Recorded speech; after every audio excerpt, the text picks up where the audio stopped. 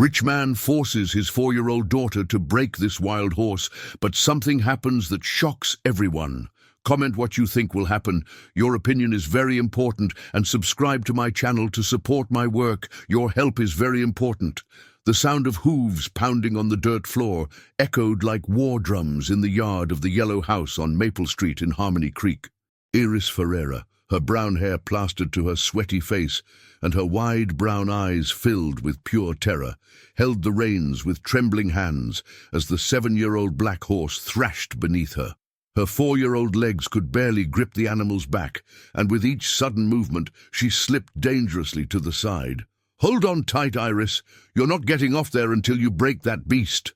Cassian Ferreira's deep voice cut through the warm March afternoon air like a knife. At 52, the burly man watched his daughter with crossed arms, his face red with irritation under the strong sun of upstate New York. His animal feed business had grown in recent years, and now he needed to show the visitors arriving next week that he was a man of means, capable of having a daughter who broke horses like in the movies. The horse, still unnamed, had arrived on the property just 3 days earlier. Cassian had bought him from a bankrupt farmer without asking many questions about the animal's temperament. All that mattered was its imposing appearance and low price. Now, watching the wild animal struggle with his daughter on its back, he began to wonder if it had been such a good idea. Iris felt her heart beating so hard it felt like it would explode inside her chest. Each jolt of the horse sent waves of pain through her back, and she could barely breathe properly. The animal smelled of sweat and something wilder that she couldn't identify. Its black eyes were deep and seemed to hide a sadness that she recognized even at such a young age.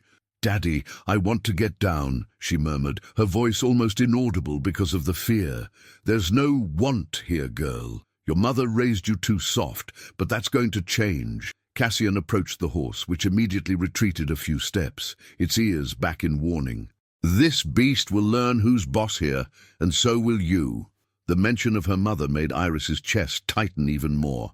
Solange had traveled to New York City 2 weeks ago for work reasons, according to her father, but something about that explanation never sounded right to the girl. Her mother had never mentioned any trip, and on the last night they spent together, Iris remembered hearing loud arguments coming from her parents' room. The horse suddenly stopped thrashing. Its ears perked forward, and it lowered its head slightly, as if it were paying attention to something. Iris felt a subtle change in the animal's posture, as if it had sensed her fear, and somehow decided to be more careful. "See? It's already getting better," said Cassian, misinterpreting the horse's behavior. "1 more hour of training, and you two will understand each other. 1 hour. The words echoed in Iris's head like a sentence. Her arms already ached from holding the reins, and her legs were starting to tremble with exhaustion. The afternoon sun was getting stronger, and she felt her head getting heavy. She hadn't eaten breakfast properly because the nervousness of the first day of training had made her stomach churn. On the other side of the fence that separated the yard from the neighboring house, Eulalia Santos watched the scene with growing concern. At 78, the retired former teacher had witnessed many difficult situations during her 40 years of teaching, but never something that made her so uneasy. There was something deeply wrong with that way of teaching a child. The horse took a few steps forward, and Iris clung to its mane in desperation. The animal stopped immediately, as if it had sensed her anguish. For a moment, their eyes met, and she had the strange feeling that it was trying to communicate with her. There was a gentleness in that look that contrasted completely with the aggressive behavior it showed when Cassian approached. "Come on, move that beast! Make him run!" Cassian shouted, clapping his hands to scare the horse. The animal was startled and jumped to the side. Iris lost her balance and fell heavily to the ground, scraping her knee and soiling the blue dress she had put on in the morning. The pain was immediate and intense, but worse than that was seeing the disapproving look on her father's face. "Get up and get back on. A Ferreira doesn't give up." With tears streaming down her face, Iris got up slowly. Her knee was bleeding a little, and she felt the dirt stuck to her injured skin. The horse watched her with its ears forward, and she had the impression that it was worried.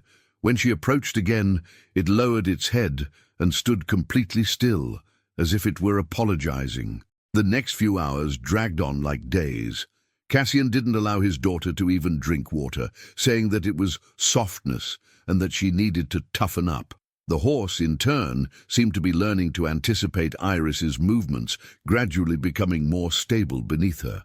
But every time Cassian approached or shouted, the animal became tense, as if it too were afraid. As the sun began to set, painting the sky orange, Cassian finally allowed Iris to dismount. She could barely stand, her legs wobbly and her body aching. Her hands were red and sore from holding the reins, and she felt as if she had been run over by a truck. "Tomorrow will be easier," said Cassian, but his voice carried no gentleness. "And you're going to stay on him for 2 hours." Iris looked at the horse one last time before entering the house. The animal watched her with those deep eyes, and she was sure that it was sad for her. That night, while taking a bath to clean off the dirt and blood, she decided that she would give the horse a name. He would be called Shadow, because he was dark, like the sadness she felt, but also because he seemed to understand her inner shadows in a way that even she didn't understand. Lying in bed, with her body aching and her soul wounded, Iris looked at the ceiling and wondered when her mother would return. She needed Solange now more than ever, but something deep in her child's heart whispered that maybe her mother wouldn't come back as soon as her father had promised. 3 weeks had passed since the first day of training, and the Ferreira family's yard had become a daily battlefield. Iris woke up every morning with a churning stomach, knowing that 2 more hours of suffering awaited her. Her arms were covered in purple and yellowish bruises, marks from the constant falls that Cassian insisted on calling learning accidents. Shadow, the black horse, had developed a peculiar behavior. Whenever Iris approached alone, he lowered his head and allowed her to touch him, even gently nuzzling her hair. But the moment Cassian appeared, the animal transformed, rearing and thrashing as if it felt the tension in the air. "That beast is doing it on purpose," Cassian grumbled as he watched his daughter mounted on the horse for the 20th time that April morning. "He disrespects me in my own house." Iris held the reins with trembling hands, not out of fear of the horse, but of what would come next if she fell again. The night before, after a particularly nasty fall, her father had yelled at her for almost an hour, saying that she was goofing off and that a Ferreira woman can't be weak. On the other side of the fence, Eulalia watered her rose bushes while discreetly observing the scene. The white-haired, blue-eyed woman had been a school principal for decades and recognized signs of abuse when she saw them. That morning, she had made a decision that had kept her awake since 4 in the morning. "Good morning, Mr. Ferreira," she said, approaching the fence that separated the yards. Cassian turned, forcing a smile that didn't reach his eyes. "Mrs. Santos, good morning. How are you?" "I'm well, thank you. I'm noticing that little Iris has been practicing a lot. Her dedication is impressive." Eulalia chose her words carefully, observing the man's reaction.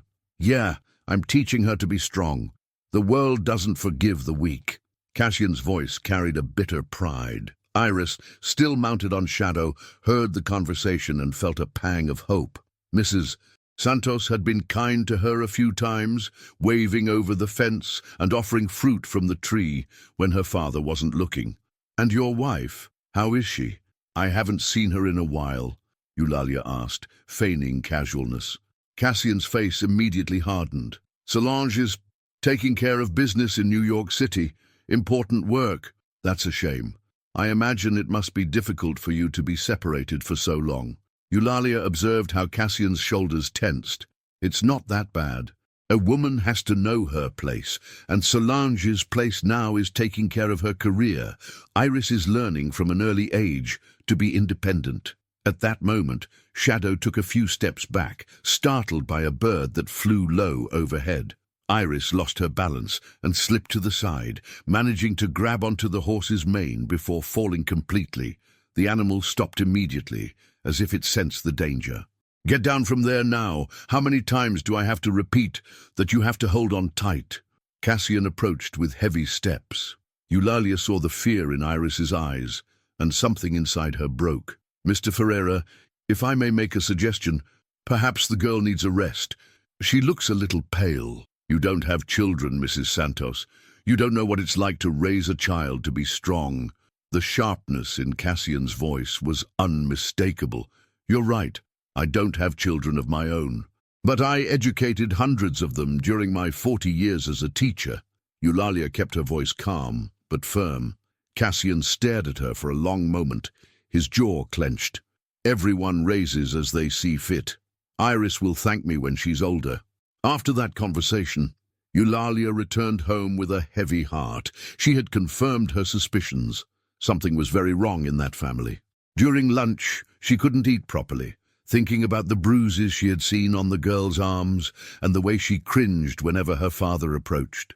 In the afternoon, while Cassian had gone out to take care of matters at the feed mill, Eulalia decided to act. She went to the fence and called softly for Iris, who was sitting under a tree, watching shadow graze. "Psst, honey, come here for a little bit." Iris looked around, making sure her father wasn't nearby, and approached timidly. "How are you feeling, sweetie?" Eulalia asked gently. "I'm fine," Iris murmured, but her eyes told a different story. "And your mummy? Do you know when she's coming back?" Iris's eyes filled with tears. "Daddy said she's working far away, but she never told me about this trip." Eulalia felt her heart tighten. "Do you remember the last time you talked to her? Before she left, she seemed sad, and I heard her crying on the phone one night." Iris wiped her nose with the back of her hand. "She was talking quietly, but I heard her say that she couldn't take it anymore." That revelation made Eulalia tremble. Her suspicions were being confirmed in a way that she didn't want to believe. "Iris, honey, if you need anything, you can come talk to me, okay? Anything at all." The girl nodded, but soon heard the sound of her father's car arriving and ran back to Shadow. The horse immediately approached her, as if he sensed her distress. That night, Eulalia couldn't sleep. She sat on the porch, watching the neighbor's house and planning what to do. Through the window of Iris's room, she could see a dim light, and from time to time she heard muffled sobs. Around 2 in the morning, she heard something that made her get up from her chair. It was Cassian's voice, loud and angry, coming from the yard. She approached the window and saw the man on his cell phone, pacing back and forth near Shadow's enclosure. "No, I'm not going to get her. She can deal with her problem," he said, his voice filled with anger. "I warned her that if she interfered with Iris's education, there would be consequences." Eulalia held her breath, trying to hear more. "The doctor said what? I don't care. She created this situation herself." Cassian kicked a stone hard. "Iris is fine here with me, learning to be strong. She doesn't need her mother spoiling her." The call ended and Cassian went back inside, slamming the door. Eulalia stood by the window for long minutes, processing what she had just heard. Her worst suspicions were being confirmed. Solange wasn't traveling for work. She was somewhere, possibly hospitalized, and Cassian was hiding it from his daughter. In the silent yard, Shadow remained near the window of Iris's room, like a nighttime guardian. Even in the darkness, Eulalia could see the animal's silhouette, still and attentive, as if he too knew that something was very wrong in that house. The month of May arrived with constant rains that turned the Ferreira's yard into a sticky mud pit. Iris had fallen so many times in the mud that her clothes were permanently stained, and Cassian seemed increasingly irritated with his daughter's lack of progress. What he didn't realize was that Shadow was deliberately being more careful, trying to protect the girl from the most dangerous falls. 2 months of this, and you still haven't learned!" Cassian shouted on a rainy morning, watching Iris trembling on top of the wet horse.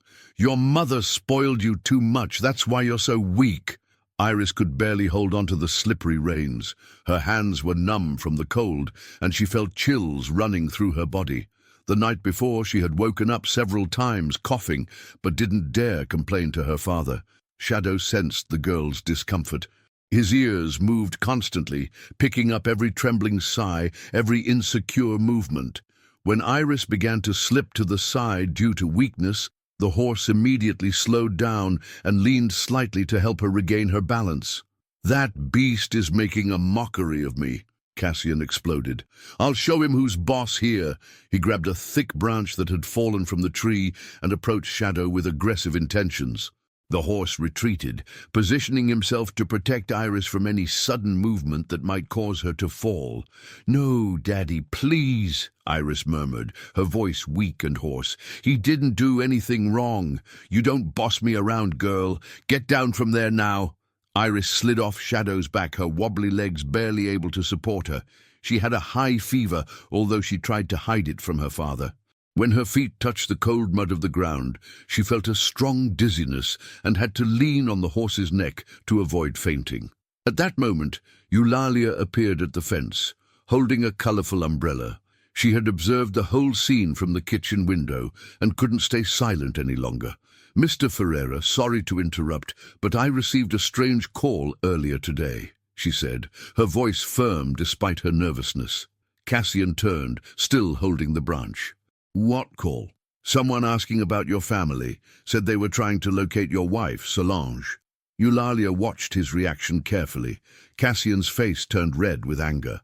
"Who was asking? What did you say?" "I didn't say anything, of course, but I was curious. Why would someone be looking for her if she's just traveling for work?" The silence that followed was as tense as a rope about to snap. Iris, leaning on Shadow, watched her father with feverish eyes, trying to understand what was happening. "That's none of your business, Mrs. Santos," Cassian said, his voice dangerously low. "You're right, it's not. But I've been a neighbor for 15 years, and I care." Eulalia took a step closer to the fence. "The girl isn't well. She needs to see a doctor." "Iris is fine. She just needs to stop being spoiled." Eulalia looked at the trembling child leaning on the horse and made a decision that would change everything. "Mr. Ferreira, I need to be frank with you. Last night I called the hospital in New York City, asking about recent admissions." The branch fell from Cassian's hands. "You did what? Your wife isn't traveling for work, is she? She's been in the psychiatric ward of New York Presbyterian Hospital for almost 2 months."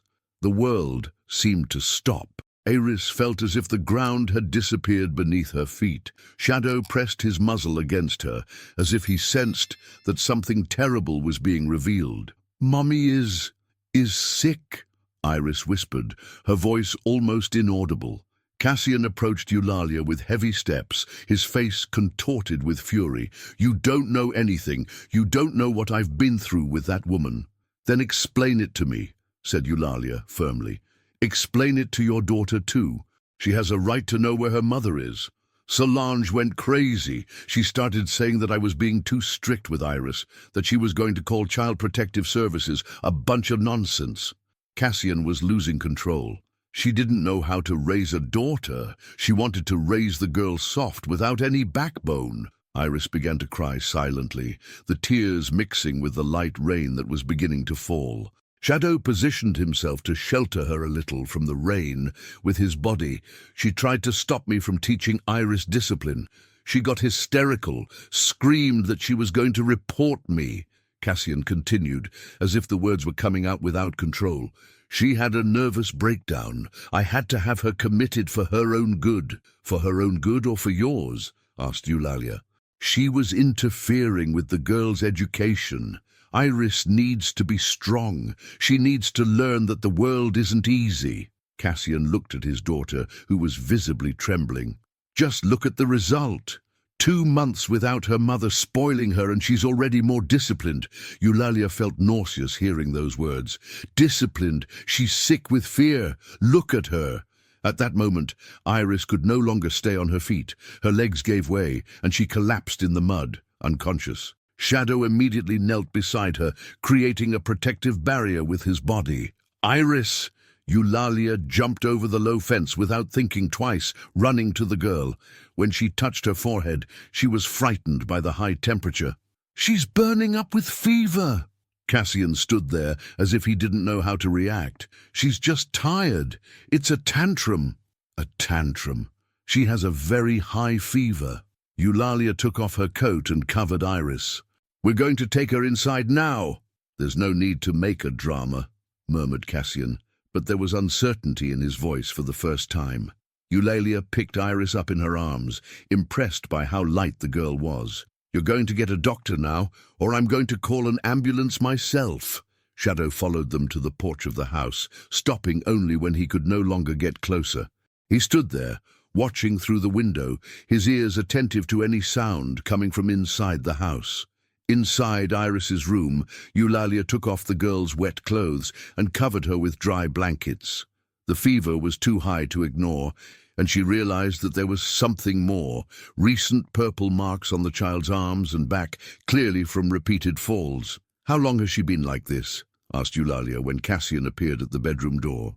She complained that she had a headache yesterday, but I thought it was an excuse not to train. Eulalia looked at him with a mixture of horror and pity. Can't you really see what you're doing to your own daughter? Cassian didn't answer. For the first time in months, he seemed to be really seeing Iris, small, fragile, burning with fever and covered in bruises. For a brief moment, something in his face softened, but it was only for a moment. She'll be fine. She always is, he said, more to himself than to Eulalia. Outside, Shadow remained on the porch, refusing to move, even with the rain starting to fall harder.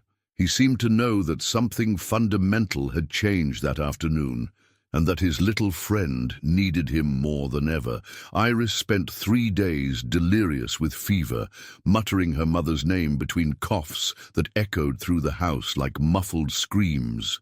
Eulalia had temporarily moved into the Ferreira's guest room, refusing to leave the girl alone with Cassian. During the nights when the fever rose, Iris called for Solange with a voice so weak and desperate that it broke the heart of anyone who heard it. Shadow didn't leave the porch at any time.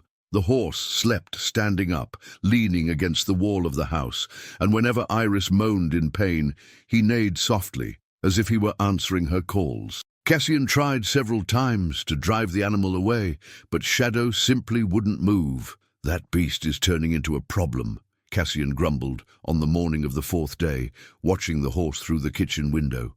He doesn't eat right. He doesn't leave there. He'll end up dying of stubbornness. Eulalia, who was preparing chamomile tea for Iris, stared at him harshly. Maybe he's more of a father to her than you are. The words hit Cassian like a slap. He turned abruptly, his face red with anger. You don't know anything about being a father. I'm preparing my daughter for the real world. Preparing or destroying. Eulalia didn't back down. She has pneumonia, Cassian. Pneumonia? Because of your preparation. During the afternoon, while Iris finally slept more peacefully, Eulalia decided to investigate further. She had noticed something strange in Cassian's behavior during the girl's feverish spells. He seemed genuinely scared, but at the same time reluctant to seek medical help. When Cassian left for the factory, Eulalia began to explore the house. In his office, she found locked drawers and scattered documents. Among the papers, she found something that chilled her to the bone, a small bottle of veterinary medicine, horse tranquilizer. Her hands trembled as she read the label.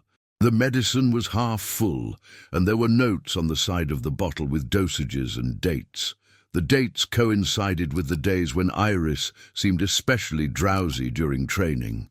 My God, whispered Eulalia, feeling nauseous. He's drugging his own daughter. She pocketed the bottle as evidence and continued searching. In a drawer in the back, she found an envelope with medical documents. They were Solange's records, but not from a voluntary admission.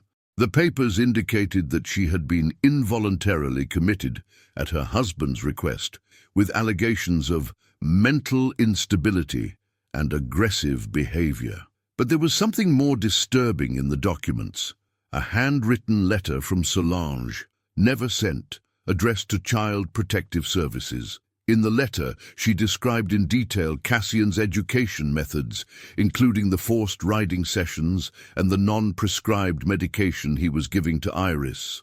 Eulalia had to sit down to process everything. Solange had tried to protect her daughter and was silenced by her own husband.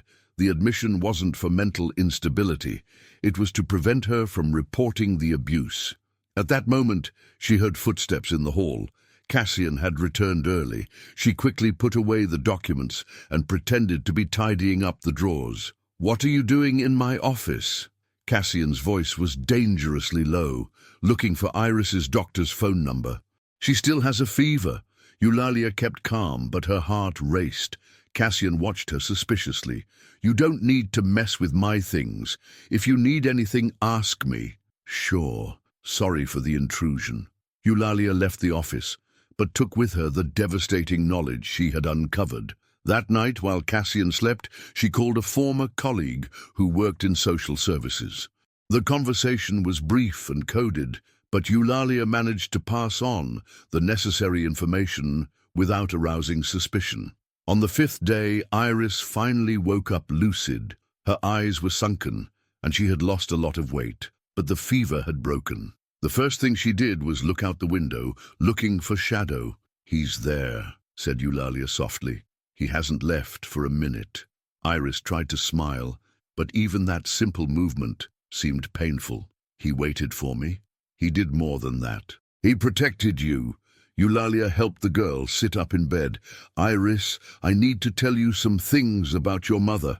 Iris's eyes filled with tears before Eulalia even started. "She's not traveling, is she?" "No, honey. She's in a hospital, but not because she wanted to be. Your father took her there because she tried to protect you." "Protect me from what?" Iris asked, although deep down she already knew the answer. "From what he was doing to you, the trainings, the way he treated you. Your mother knew it was wrong." Iris began to cry silently. "I knew something was wrong. Mommy would never leave me alone with him if it was her choice." Eulalia hugged the fragile girl, feeling the anger growing in her chest. "Don't worry, honey. We're going to fix this." During the conversation, they didn't realize that Cassian was standing outside the door, listening to every word. His face was pale, but not with regret, with fury for having been discovered. When Eulalia left the room to prepare something for Iris to eat, Cassian sneaked in. He approached his daughter's bed with an expression she had never seen before, cold and calculating. "So you know about your mother," he said, his voice low and controlled. Iris cowered against the headboard of the bed. "Daddy, I just want her to come back." "Your mother isn't coming back. She's sick, Iris, sick in the head." Cassian sat on the edge of the bed but kept his distance. "And Mrs. Santos is filling your head with lies." "They're not lies." Iris's voice came out stronger than she expected. "You hurt Mommy, and you're hurting me." Cassian's face hardened. "I'm educating you, making you a strong person, not a failure like your mother." "I don't want to be strong your way. I want my mother." It was the first time Iris had confronted her father directly. Cassian was silent for a long moment, processing his daughter's rebellion. "You're going to forget these nonsense that Mrs. Santos told you," he said finally, "and tomorrow you're going back to training with the horse. You've wasted too much time pretending to be sick." "I wasn't pretending," Iris shouted, and for the first time in months her voice echoed through the house with force. Outside, Shadow heard the shout and began to thrash, pawing the floor of the porch. Eulalia, who was in the kitchen, dropped everything and ran to the room. When she arrived, she found Cassian leaving with a face distorted with anger. "Don't meddle in my affairs anymore, Mrs. Santos. This is the last time I'm warning you." Alone with Iris, Eulalia saw that the girl was trembling, but not from fever. It was fear, anger, and something more, a spark of rebellion that had ignited and would not be extinguished. "He's going to force me to go back to the horse tomorrow," whispered Iris. "No, he's not," said Eulalia firmly. "Tomorrow, everything will be different." That night, Eulalia made calls that would change everything. She'd gathered enough evidence, and now it was time to act. But she didn't know that Cassian was also making plans. Plans that would put both Iris and Shadow in even greater danger. Monday morning arrived with a tension that could be cut with a knife. Cassian had woken up before dawn and was unusually calm, which made Eulalia even more worried. She had spent the whole night awake, hoping that her calls from the previous day would take effect, but she knew that these things took time. Iris, still weak from pneumonia, was sitting on the bed looking out the window. Shadow was still on the porch, but something about him seemed different. The horse was restless, moving from side to side, as if he sensed danger. "Get up, Iris. Today you're going back to training," announced Cassian as he entered the room, wearing a clean shirt and with a forced smile on his face. "She's still recovering," protested Eulalia. "She can't ride in these conditions. She's already missed a whole week. She can't waste any more time." Cassian ignored Eulalia completely. "Put on your riding clothes, Iris. We have important visitors arriving today." Iris felt her stomach churn. "What visitors?" "People interested in buying my company. They want to see how I raise my daughter, how I maintain discipline in the family." Cassian's smile was cold. "You're going to show them what you've learned." At that moment, Eulalia realized what was happening. Cassian knew that she had discovered his secrets and was trying to create a situation where he seemed like a normal father, concerned about his daughter's education. "Iris isn't riding today," said Eulalia firmly. Cassian turned to her, and for the first time, Eulalia saw something genuinely dangerous in his eyes. "You are nothing to this girl. You have no right to decide anything about her, and you have no right to torture her." The words echoed through the room like thunder. Iris looked from one adult to the other, sensing that something terrible was about to happen. "Torture?" Cassian gave a bitter laugh. "I'm educating my daughter, something her mother never knew how to do." "Where is she exactly, Cassian? In what part of the hospital is your wife being held?" Eulalia had decided to play all her cards on the table. Cassian's face paled. "That's none of your business." "Yes, it is, when it involves a child being abused." Eulalia positioned herself between Cassian and Iris. "I know about the veterinary drugs. I know about Solange's forced commitment. I know everything." The silence that followed was deafening. Iris stared at her father with wide eyes, finally understanding the extent of what was happening. "You two are creating unnecessary problems," said Cassian, his voice taking on a tone that Iris had never heard before, cold and calculating. "But that ends today." He left the room abruptly, leaving Eulalia and Iris alone. Outside, they heard the sound of heavy footsteps and something being dragged. "Mrs. Santos, I'm scared," whispered Iris. "Me too, honey, but we'll get through this." Eulalia picked up the phone to make an urgent call, but discovered that the line was dead. Cassian had cut the phone.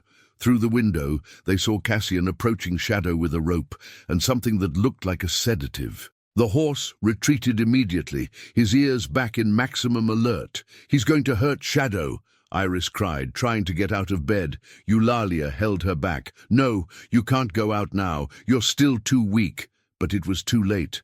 Cassian had managed to lasso Shadow and was forcing the animal towards a truck that had appeared at the entrance of the property. The horse struggled desperately, neighing in a way that broke the heart. "No, don't take him away!" Iris managed to break free from Eulalia and ran to the porch, her wobbly legs barely able to support her. Cassian looked at his daughter and shouted, "Get back inside! That useless beast is going where he belongs." "Where? Where are you taking him?" Iris was crying desperately. "To a place where he won't interfere with your education anymore." At that moment, Eulalia understood the horrible truth. Cassian wasn't just removing Shadow, he was getting rid of the only source of comfort that Iris had. It was a calculated cruelty to completely break the girl's spirit. Shadow, already inside the truck, continued neighing and trying to escape. His eyes searched for Iris, and when he saw her on the porch, he did something that none of them expected. He managed to break one of the ropes and jumped out of the truck. The horse ran directly to Iris, placing himself between her and Cassian like a protective shield. He was injured in the front leg, but still maintained his defensive posture. "You damned animal!" Cassian shouted, grabbing a stick. "You'll learn once and for all!" But before he could approach, an official car stopped at the entrance of the property. It was Valdirene, Cassian's sister, accompanied by a social worker. Valdirene Ferreira, at 45 years old, was a nurse in New York City and had received an anonymous call the day before about her niece's situation. She hadn't spoken to her brother for years, since he married Solange and moved to Harmony Creek. But the information she received was too serious to ignore. "Cassian, what's going on here?" Valderine got out of the car and immediately saw the scene. Iris in pajamas on the porch, clearly sick, Shadow injured protecting the girl, and Cassian with a stick in his hand. "Valderine, what are you doing here?" Cassian's surprise was genuine. "I received a call. Someone said Iris was in danger."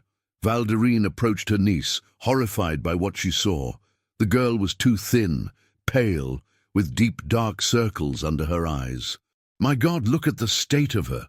The social worker, a young woman named Carla, began to document everything with photographs. "Mr. Ferreira, we need to talk about the conditions of care for the minor." "There's nothing to talk about.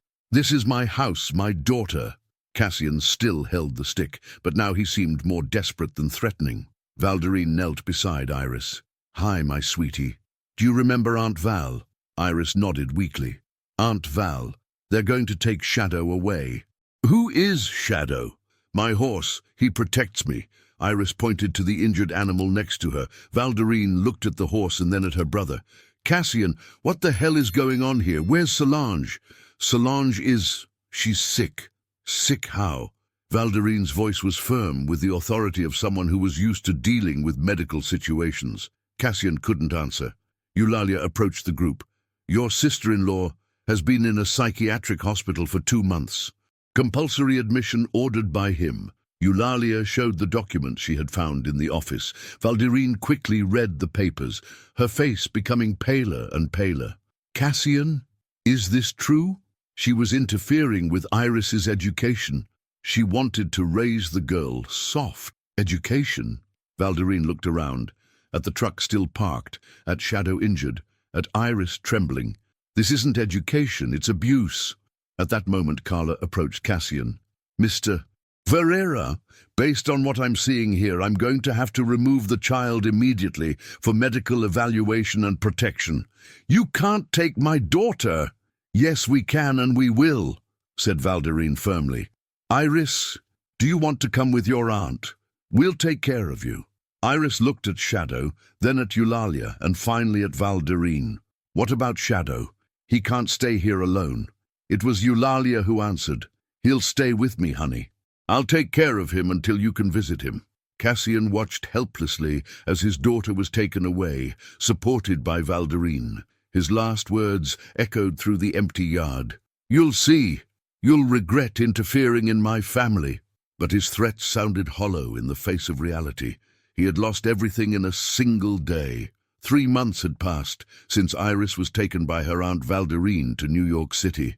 During that period, the 4-year-old girl had undergone thorough medical examinations that revealed not only the effects of pneumonia, but also traces of veterinary drugs in her system and clear signs of severe psychological trauma. Valderine, with her experience as a nurse, had ensured that her niece received all the necessary medical care. In Harmony Creek, Eulalia kept her promise to take care of Shadow.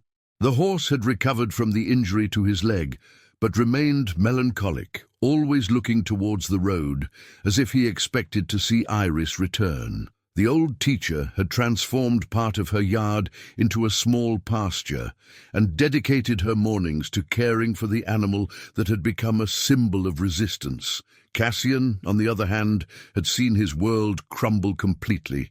The investigation initiated by the social worker had spread to other agencies, and they soon discovered that his feed mill was operating with expired licenses and using improper ingredients. The contracts he valued so much were cancelled one by one, and the company he had taken years to build was on the verge of bankruptcy. But the most devastating twist was yet to come. One morning in August, Eulalia received an unexpected visit.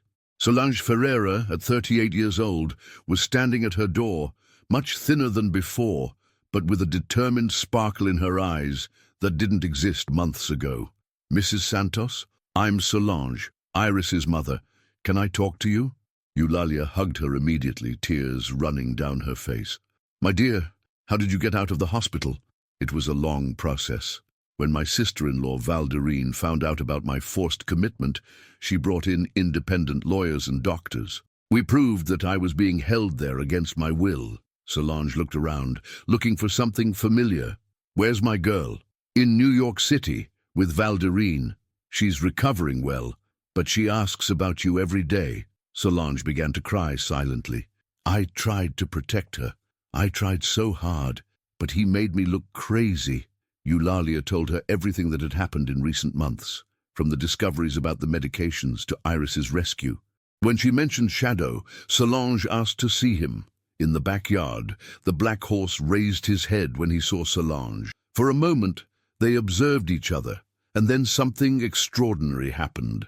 Shadow approached her and gently touched his muzzle to her hand, as if he recognized in her the mother of the girl he had protected. He's beautiful, murmured Solange, stroking the animal's neck. Iris told me about him in video calls. She said he saved her. He did more than that. He showed us what unconditional love is, said Eulalia. That same day, Solange made the bravest decision of her life. She would confront Cassian one last time, but not alone, and not as a victim. When she arrived at the house where she had lived the worst period of her life, Solange found Cassian drunk on the living room sofa, surrounded by empty bottles and eviction papers. The house was in a deplorable state, with broken furniture and trash scattered everywhere. Cassian, she said, her voice firm and clear. He raised his head, his eyes bloodshot and his face swollen. Solange? You... How? How did I get out of the nut house where you locked me up, with the help of people who really care about me? Solange remained standing, keeping a safe distance. I came to get my things and tell you some truths. Cassian tried to get up, but staggered. You destroyed our family. You poisoned everyone against me. I destroyed. Solange gave a bitter laugh. You medicated our daughter with horse medicine. You had me committed by force to silence me. You tortured a 4-year-old child in the name of your sick education. I was preparing her to be strong. You were destroying her. And you know why? Because you never managed to deal with your own weaknesses. Solange approached a little closer, seeing the pathetic man he had become. Remember what you told me about your father, how he abandoned you emotionally. You became exactly like him, only worse. Cassian began to cry, but they weren't tears of regret. They were tears of self-pity. I lost everything, the company, the house, the family. You didn't lose it, Cassian. You destroyed it. There's a difference. Solange pulled some papers from her bag. These are the divorce papers, and this is the court order that prohibits you from getting near me or Iris. You can't stop me from seeing my daughter. I can't, but justice can, and it did. Solange placed the papers on the dirty table. You're going to have to pay for Iris's psychological treatment for the next few years. You're going to have to sell what's left of your assets to cover medical expenses, and if you try to approach her before she turns 18, you'll go to jail. Cassian looked at the papers with glazed eyes. What if I get treatment? What if I change? Maybe one day, far in the future, when Iris is an adult and decides for herself, you can talk. But that's only going to happen if she wants to. And honestly, after everything you've done, I don't think she will. Solange took one last look at the house where she had suffered so much. Goodbye, Cassian. I hope that one day you understand the harm you did and find a way to live with it. 2 weeks later, Iris was back in Harmony Creek, but now for a very special reunion. Valdirene had organized everything carefully. Solange, completely recovered and with a new job in New York City, had decided that it was time for mother and daughter to reunite with Shadow. When Iris saw the horse again, she ran to him with a joy that made all the adults present cry. Shadow neighed softly and lowered his head so she could hug him, just like he used to. I missed you so much, whispered Iris, hiding her face in the horse's dark mane. Solange approached slowly. Iris, I have a surprise for you. The girl turned, curious. Mrs. Santos agreed to sell us Shadow. He's going to live with us in New York City on a small farm that I rented especially for the three of us. Iris's eyes filled with tears of happiness. Really, Mommy? He's going to be ours forever. Forever, confirmed Solange, hugging her daughter and the horse at the same time. Eulalia watched the scene with a radiant smile. At 78 years old, she had learned that sometimes the most unlikely heroes emerge when we least expect them. Sometimes in the form of a brave child, sometimes in the form of a protective horse, sometimes in the form of a neighbor who refuses to close her eyes to suffering. 3 months later, Iris was completely recovered. She attended a special school for children who had experienced trauma, had therapy twice a week, and spent every afternoon on the farm with Shadow.